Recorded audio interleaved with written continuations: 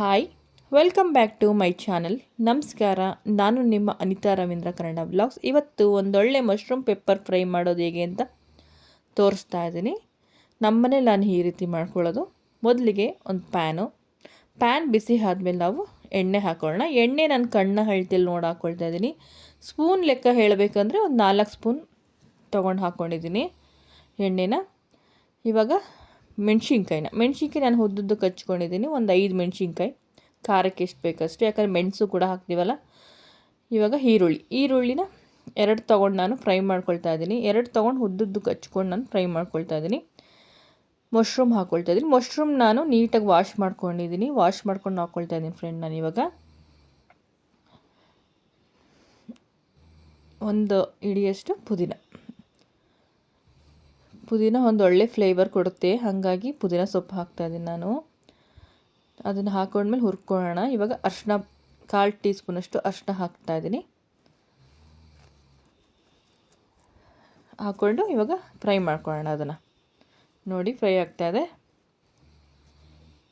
ಅದರಲ್ಲೇ ಮಶ್ರೂಮಲ್ಲಿ ನೀರೆಲ್ಲ ಬಿಡುತ್ತೆ, ಹಂಗಾಗಿ ನಾವೇನು ನೀರೇನು ಹಾಕೋದು ಬೇಡ. ಎಕ್ಸ್ಟ್ರಾ ಉಪ್ಪು ಹಾಕ್ತಾಯಿದ್ದೀನಿ ಒಂದು ಅರ್ಧ ಸ್ಪೂನು.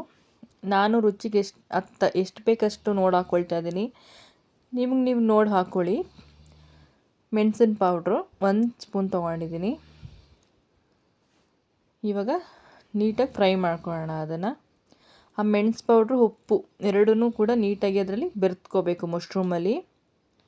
ಇವಾಗ ಒಂದು 5 ನಿಮಿಷ ಲಿಡ್ಡಲ್ಲಿ ಬೇಯಿಸ್ಕೊಳ್ಳೋಣ.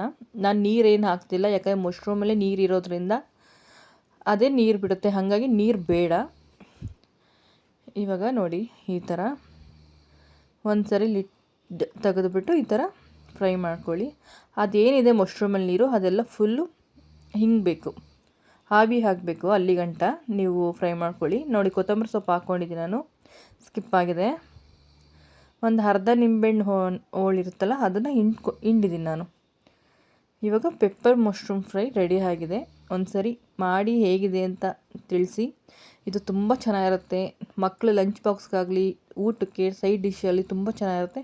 ಒಂದು ಸರಿ ಮಾಡಿ ಹೇಗಿದೆ ಅಂತ ಲೈಕ್, ಶೇರ್, ಸಬ್ಸ್ಕ್ರೈಬ್, ಕಮೆಂಟ್ ಮಾಡಿ ಪ್ಲೀಸ್. Thank you.